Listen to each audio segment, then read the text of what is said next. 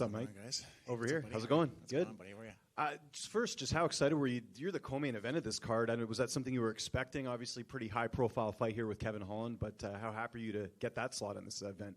Yeah, this is really cool, man. I'm really grateful for it. I mean, there are a lot of great fights on this card, right? You could have easily made Jasmine co-main. You could have easily made Eamon co-main, right? Like, there's a lot of fights that are really meaningful to divisions, right? But yeah, that was really cool to find out I was co-main.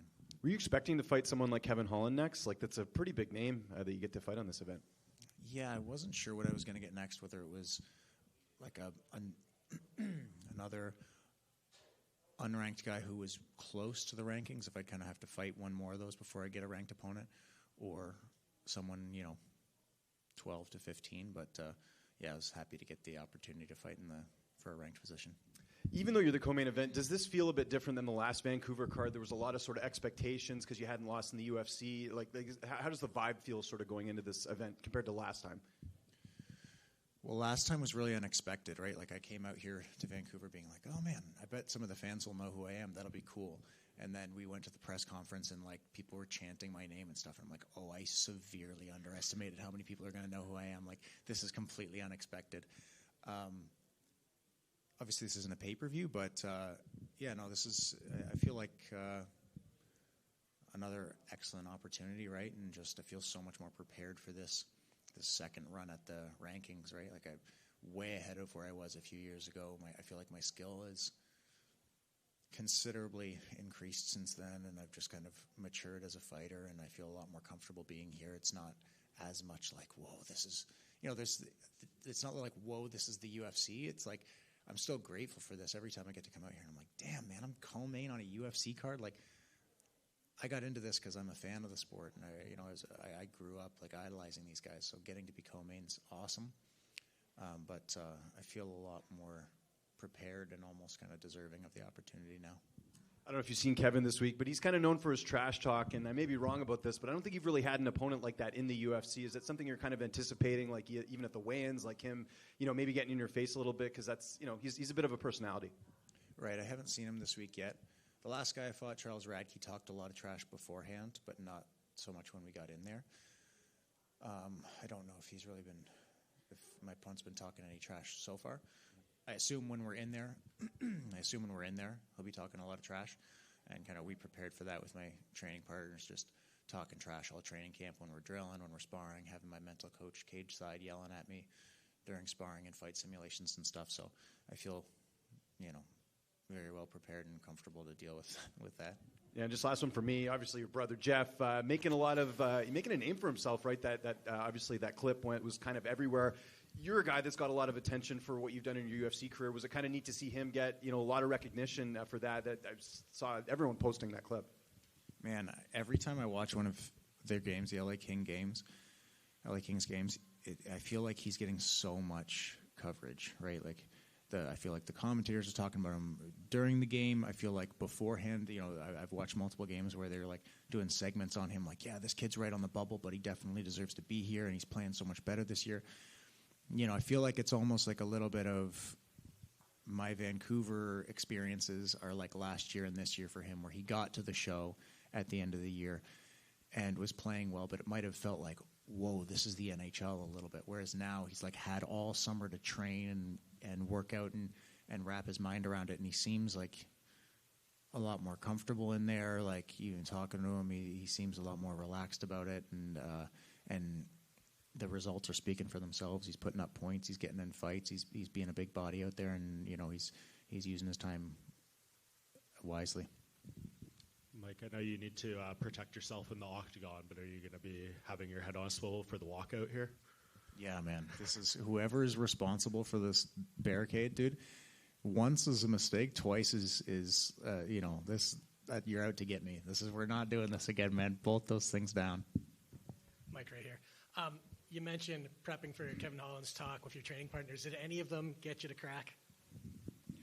The times that got me to crack were when other people didn't know that we were doing that, and they started laughing. They're like, dude, what the hell are you doing? Like, why are you calling him that? And like, they were like, oh no, we're doing this for my opponent's going to talk trash, and they're like, oh yeah, definitely good call. He's definitely going to do that. So those are the times that it was funny, but otherwise, no, like just staying focused, right?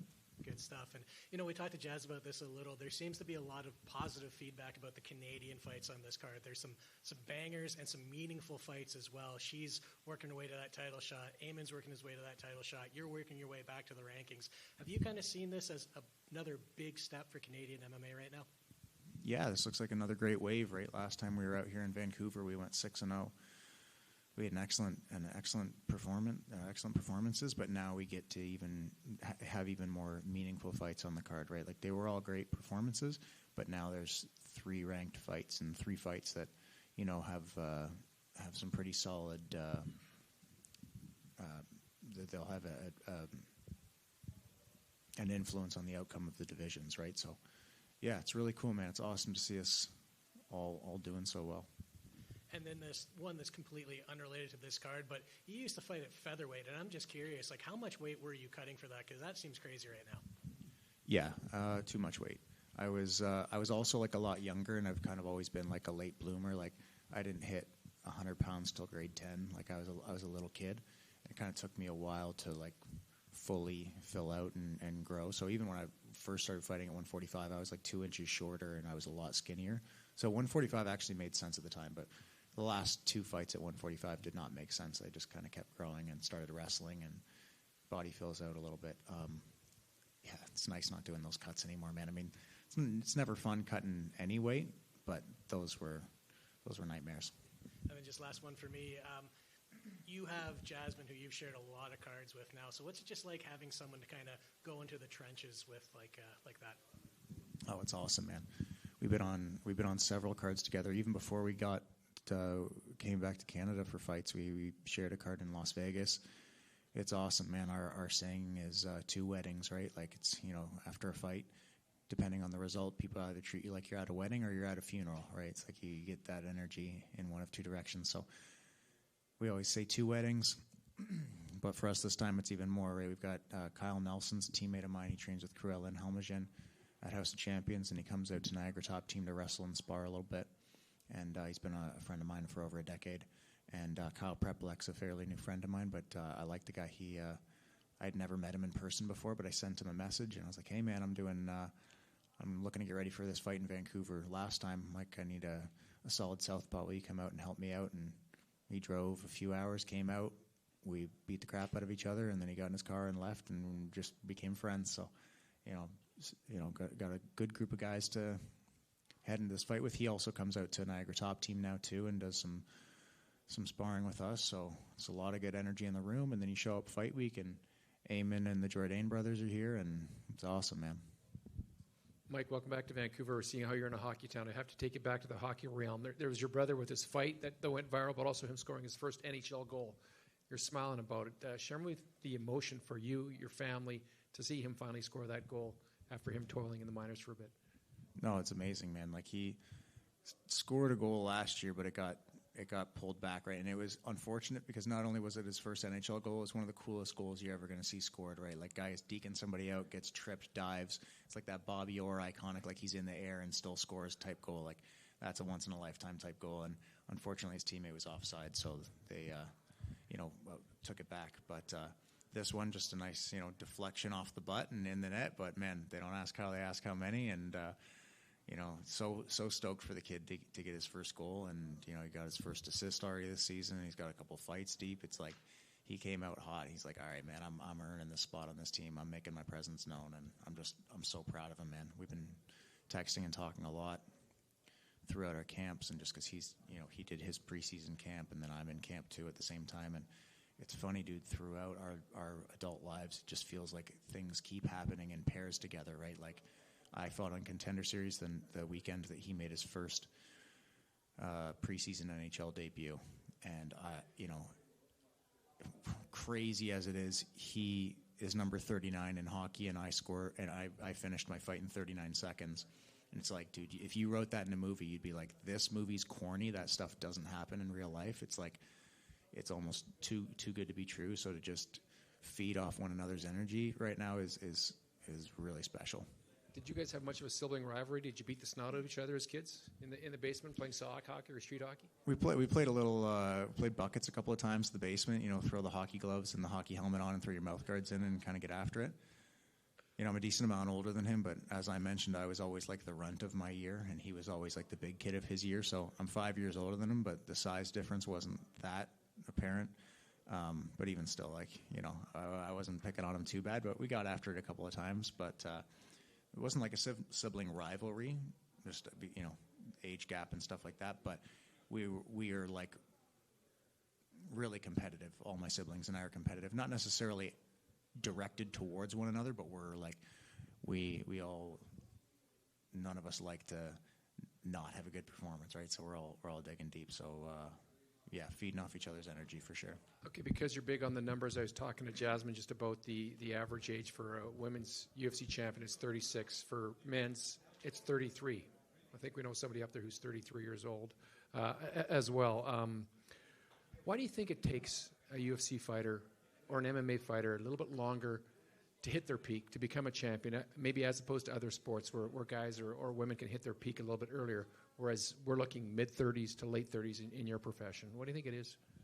I think it's just because there's so much skill development required, right? Like you look at other sports, not that you don't require skill, but this sport is basically like 5 sports mashed together, right? You get boxing, Muay Thai, wrestling, jiu-jitsu, and then the like strength and conditioning aspect, and you have to be good at all of them. There's nobody, especially in the mid-tier weight classes, where it's maybe you get some extremes where somebody's so good at one thing that they can kind of get away with not being as skilled in other facets, but it's very rare. You have to be good everywhere. Now this isn't fighting in 2005 where you could be like a solid boxer and a blue belt in jiu-jitsu and that was good enough, right? Like this is everybody's got to be basically a black belt everywhere. So I think that amount of time of having to acquire those skills is one aspect of it. I think the other aspect of it is the age limitation, in that you're not having like MMA fights at 14, right? So you play hockey, you can get to you can be a star in the NHL at like 20 because you've been playing the same game at a slower pace and against less skilled guys, but the same game since you were 4 years old. It's like you don't ever actually really do this fight game, until you're at least 18, right? So I think that probably puts a little bit of a limitation on it as well. Just one more, Mike. I know you said Kevin hasn't really been talking any trash. He did say yesterday when talking about you, he's 2 steps behind the level of competition I usually lose to. So what do you make of that? Is that him underestimating you in your mind? Well, I don't know. The other thing that I heard was that he didn't even know he was fighting me. So I'm wondering how he knows what my skill level's like, if that's the case. But yeah, doesn't matter to me what he says. The reason I'm so confident going into this fight is the preparation that I've put in and the skills that I bring to the octagon and everything that I put in the last few months. And man, this camp went so well. I feel so ready. I'm like the best I've ever been by a long shot. So no matter what anybody says, it's like that doesn't change the preparation that I put in, right? Mike, just one, brother. I know, like, the walkout song, Sum 41, it's been, like, a staple. I'm just curious. I know I think they retired from touring last year or something like that, but have they ever reached out to you? Have they ever given you a shout-out? And, like, I don't know, maybe that's something we can put out in the universe, and maybe you guys can link up one of these days. Yeah, nothing yet, but that'd be awesome, man. Grew up listening to Sum 41 and still a fan, and obviously they're meaningful to me as my vibe heading out into a fight, so I'd love to have them reach out. That'd be sweet.